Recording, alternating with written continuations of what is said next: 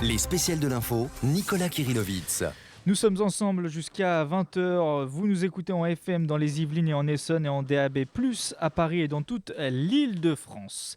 Instauré pour 2 mois en mars dernier, l'état d'urgence sanitaire est finalement prolongé jusqu'au 16 février. Suite au recours de plus d'une centaine de parlementaires, le Conseil constitutionnel s'est prononcé à valider sa prolongation. Jesse Willens. Un état d'urgence sanitaire qui menacerait nos libertés fondamentales. Écoutez Jean-Marie Burguburu, président de la Commission nationale consultative des droits de l'homme. Il est plus nuancé.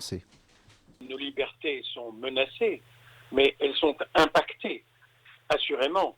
La liberté du droit d'aller et de venir, la liberté de sortir de chez soi, la liberté de voyager, la liberté de faire du commerce, la liberté d'aller au spectacle, toutes ces libertés sont donc impactées sérieusement par l'état d'urgence sanitaire, mais pour autant, nos libertés ne sont pas menacées, nous ne sommes pas en dictature. Ce qui n'empêche pas Jean-Marie Burguburu de mettre en garde contre la disproportion des règles et de la législation mise en place. Un avis partagé par Paul Cassia, ce professeur de droit public à l'université Paris 1 Panthéon-Sorbonne, craint que l'état d'urgence sanitaire ne soit amené à durer.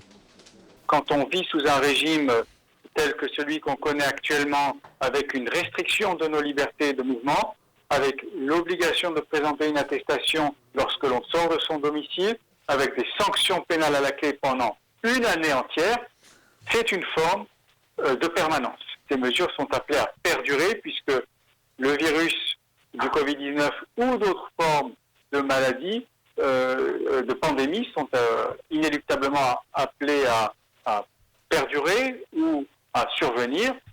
Donc cet état d'urgence sanitaire est destiné à durer. Et le risque est de voir des mesures entrer dans le droit commun, et par le passé, ça a déjà eu lieu.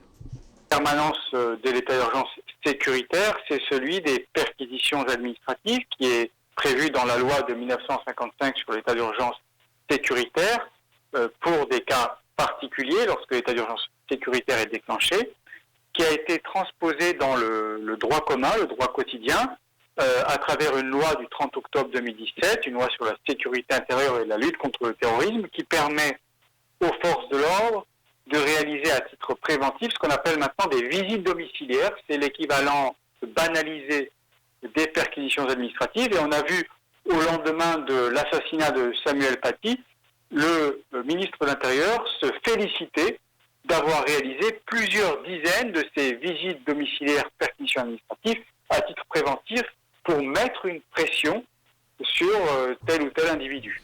La prolongation de l'état d'urgence sanitaire fait donc débat. Certains Français et même certains élus y voient une nouvelle illustration de la dérive autoritaire du gouvernement Macron. Un sentiment renforcé encore récemment par la proposition de loi séparatisme et la proposition de loi sécurité globale.